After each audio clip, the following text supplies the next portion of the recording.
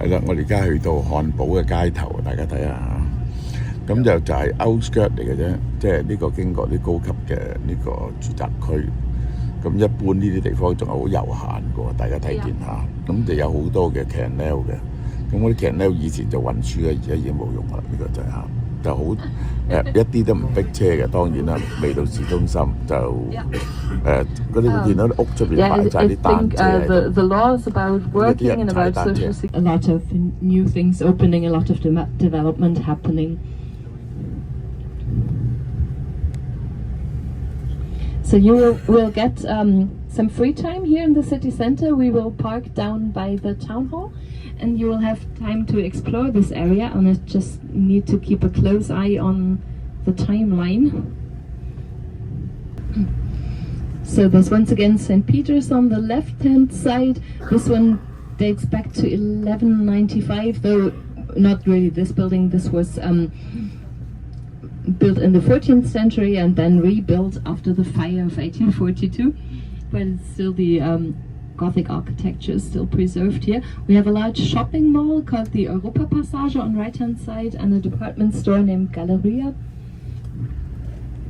Tom Cruise 啊，邊個 ？Tom Cruise 呢個叫 Scientology， 科學教派其實係邪教，進外星人啊嗰啲人，進覺醒啊呢種。Müssen wir bis Hauptbahnhof und dann in der Gesellschaft.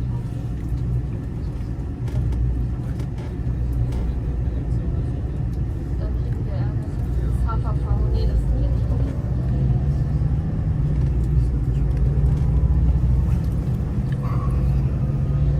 Okay, here on the right hand side, this park is actually where the old Saxon castle stood, the Hamburg. On the left we're passing by St. Peter's Church, and coming up is St. Jacob's Church, which are two more of the main churches of the city of Hamburg. The main shopping road, Mönckebergstraße, is located right over to the left hand side. We will see that in a bit. Hier kommt man nicht durch, wo ich hin will. Geradeaus. St. Jacob's Church on the left hand side was first mentioned in 1254, and it has a very famous organ, the instrument. It dates back to 1693, and it was built by a craftsman named Ab Schnittger from the area here, and he built many famous organs for churches in the area. Many people would like to play them. It was luckily preserved because they had stored it away during World War II. And actually Johann Sebastian Bach wanted to work here and play this organ. He came to test it, but then we couldn't afford the wages he demanded. But you can listen to that organ. They have on certain dates they have a free organ recital that you can join. Wir bleiben auf dieser Spur. Man kann hier nicht, aber die nächste kann man abbiegen. Genau.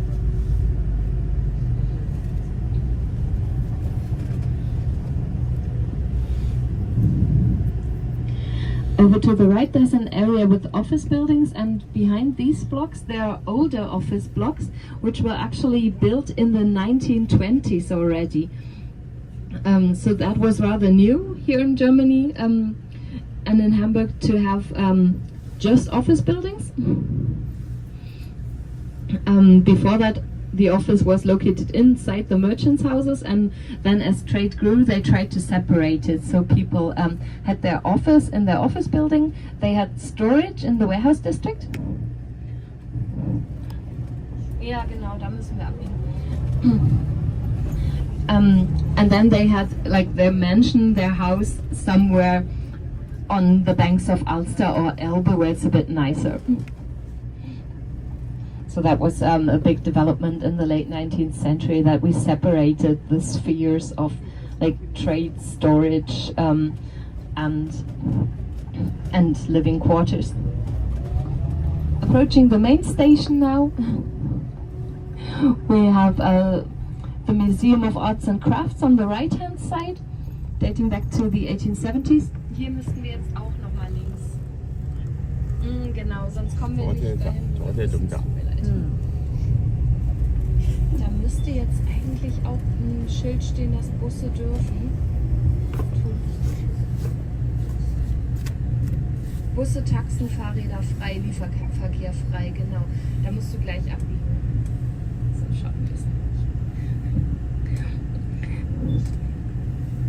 Main station is right in front of us, over to the right.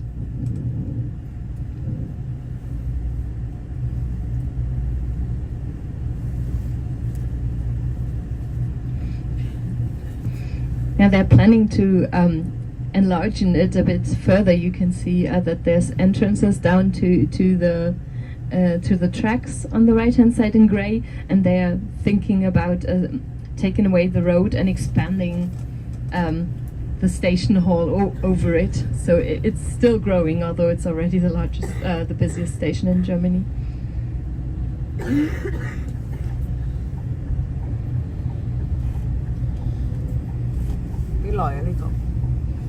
Hier steht Bus, Taxi, 唔會好耐嘅係嘛？ Roller frei. Hier steht nicht nur 好似好耐喎呢嚿嘢。 Bus.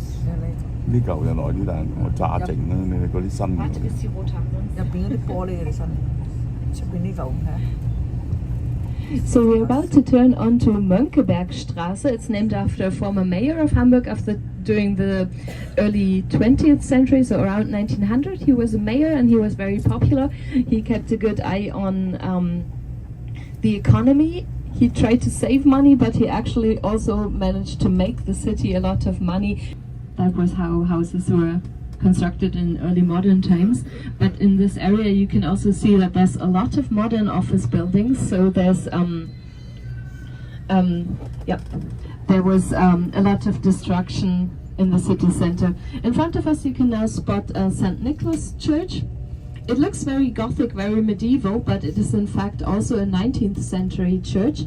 It was finished in 1874, after the predecessor has been burnt down in the large fire of 1842. We had a large city fire in that year, which started in a merchant's house in the storage floor near the Elbe River, and then ate its way all through the city, nearly up to the main station. So that was quite a catastrophe, and this is why we don't have very much old architecture.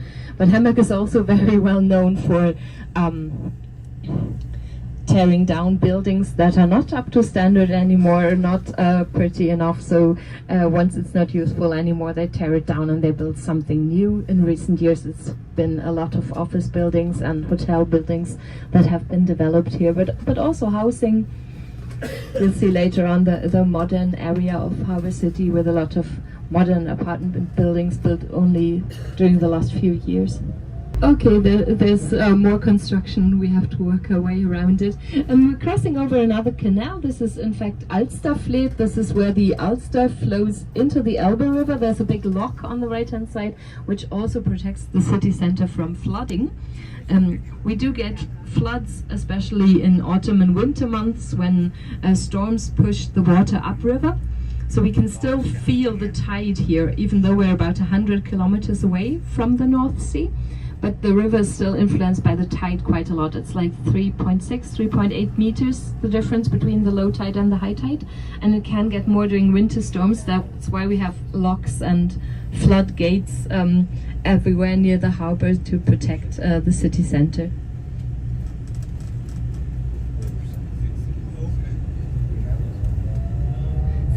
Okay, das schaffen wir. Es beginnt 14 Uhr. Ja. Nee, wir sind fertig. Genau, und jetzt könntest du hier ganz links und dann fahren wir da gleich hoch und gucken mal, was wir machen. Da ist gleich Busspur, aber wir sind ja am Bus, ne? So going around the outer Ulster one time is a must for many people. On the Sundays it's about 7.5 kilometers to go around once, and there's a lot of nice cafes on the waterfront, mostly owned by the sailing clubs. For example, here on the right hand side, Bobby Reich. 我哋就喺呢個教堂側邊。教堂側邊，我喺呢個教堂側邊呢個教堂撞咗車。撞咗車喎！我哋而家要全部人落車自由活動先。喺漢堡街頭啊！呢個嚇。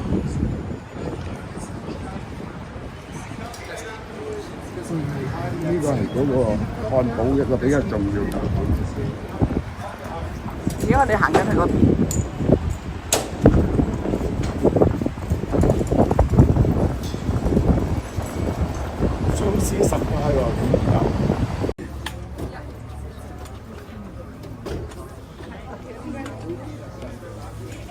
啦，行啦，入晒去啦。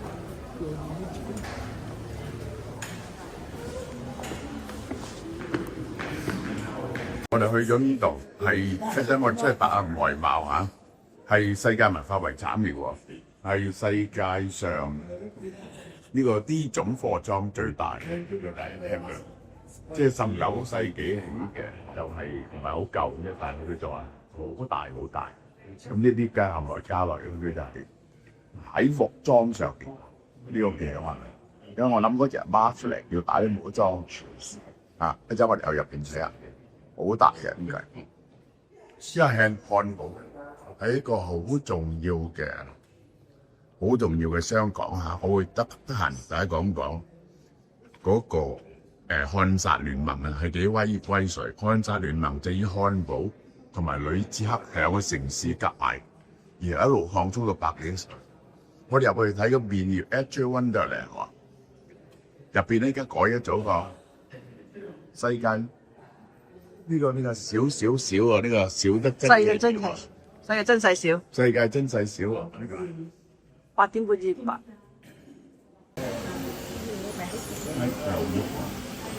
未喐嘅，撳啊！撳咗啦！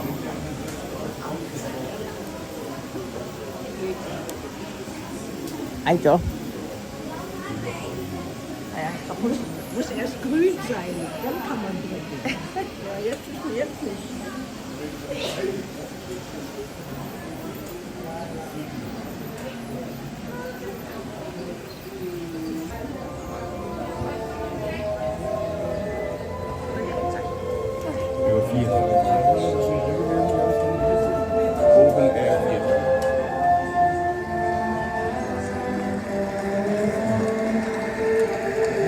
關門啊！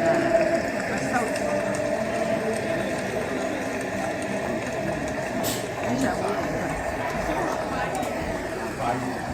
落去啦！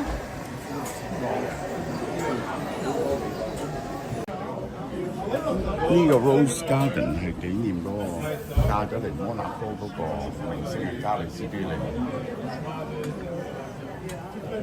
呢個係乜摩納？快啲兜個圈，好啊 ！Austria 咁多雲。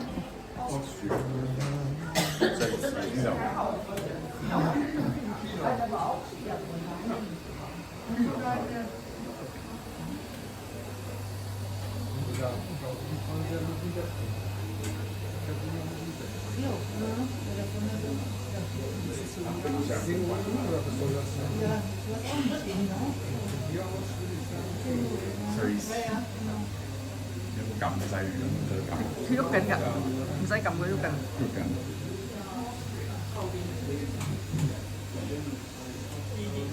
誒，吊車。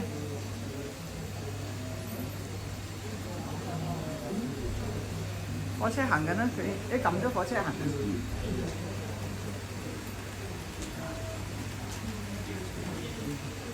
吊車好得意啊！我冇時間，下邊一層都要睇睇啦。新膠咩嘅呢個？有兩個人啊，喺度做緊啲乜嘢？喺真花圍邊曬太陽。因為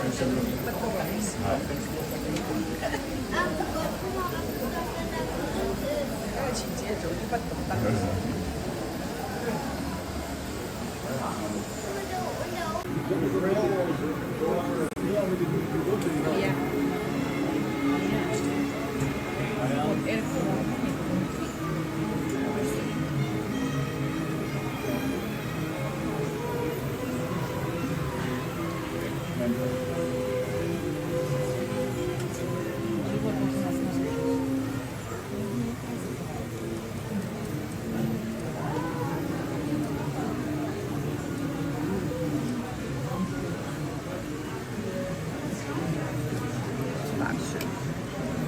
Hamburg 你睇，佢講25萬㗎，你有冇見？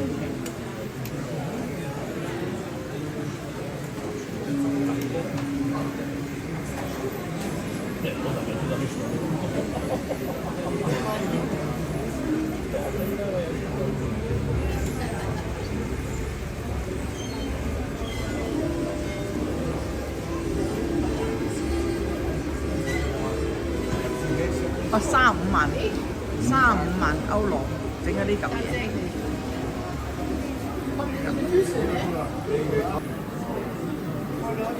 Hamburg 嘅新區嚟㗎，呢個嘢整咗22,000小時啊，好細緻嘅，你睇每樣嘢都好多心機。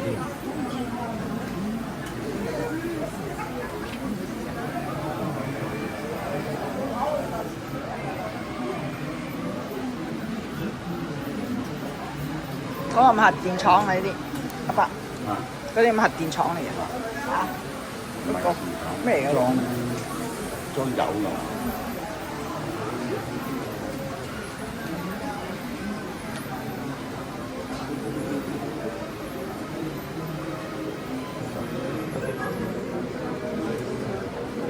呢條出名嘅橋嚟㗎，呢個 Wunderland 佢錄咗嘅。喺邊度嚟㗎？我唔知啊。冇寫？有冇寫？冇寫。我諗係 Hamburg，Port of Hamburg。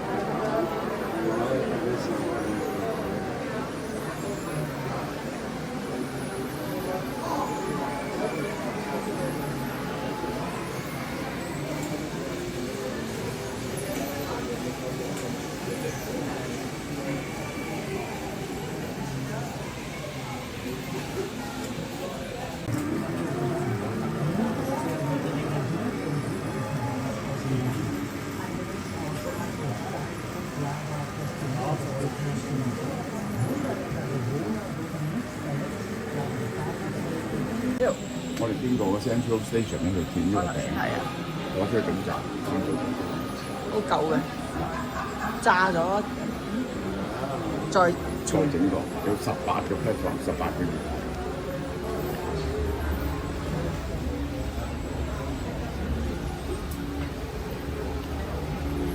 佢呢個咪仲大過個嗰日我哋去嗰個咩嗰個站，呢個好似仲大過我哋嗰日。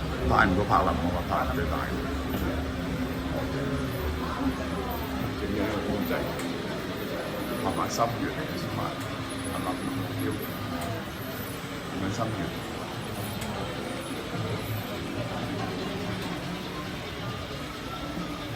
而家仲有不停有啲人喺側邊度整緊。嗰間係我哋做 computer 嘅間嘢。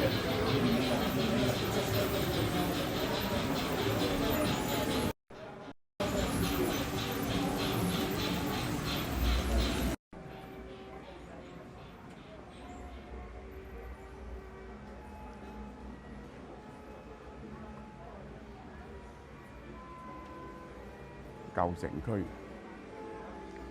有夜晚啦。呢個係應該係漢堡嘅舊城區。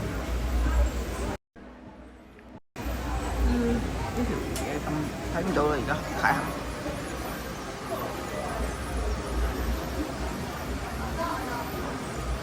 咁黑嘅點解？哦，夜晚啦。夜晚啊，夜晚由日頭好靚。由日頭轉咗夜晚啦。變咗夜晚啦，你睇邊個大嘅？呢個挪威嘅夜晚。挪威嘅夜晚。唔夠時間，好多好大嘅。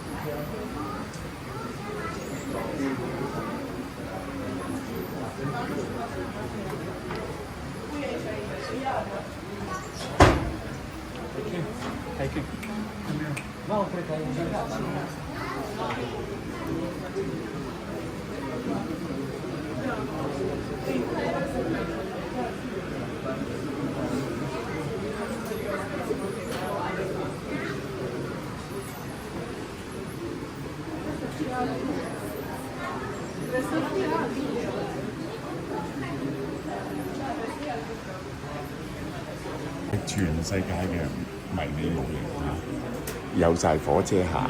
屋入邊又有人嘅，佢係由波的斯開始啊呢度啊，嗰啲屋入邊有人喎啊，有火車行。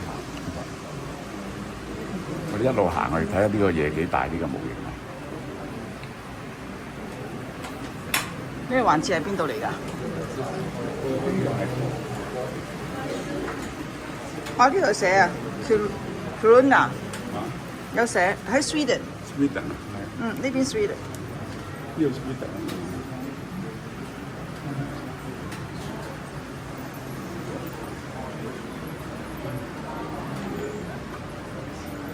因為有 IKEA 啊嘛，所以要知道 Sweden。呢個咧？冰雪酒店嚟嘅呢個，雪嘅酒店呢個。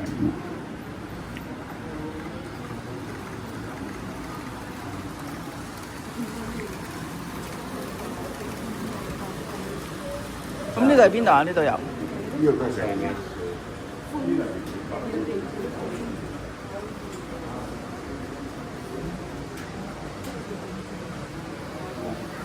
呢個挪威嘅國旗。喺邊度睇到挪威？呢度寫住挪威。哦，呢個係挪威。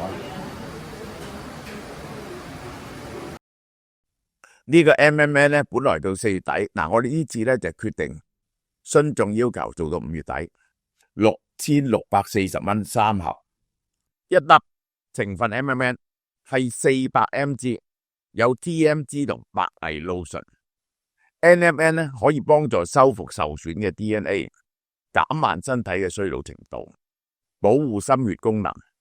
白藜蘆醇咧通常係存喺水果皮嘅，係莓類同開心果，抗氧化、抗發炎、抗癌。TMG 嘅益處咧可以控制血壓，可以緩解炎症，加強肌肉力量。服用 TMG 空腹血糖咧就有所下降，同埋肝組織脂肪堆積、肝組織增厚或者結疤咧明顯減少，仲可以管理體重添。NMN、白藜蘆醇同 TMG 證明對健康抗老極大作用，而且仲有樣嘢街道絕對冇嘅，係大廠做 From Bio 做，你絕對唔需要懷疑呢個韓國數得起嘅大廠，呢個韓國數得起嘅大廠。5月1號到31號網上及門市同步優惠，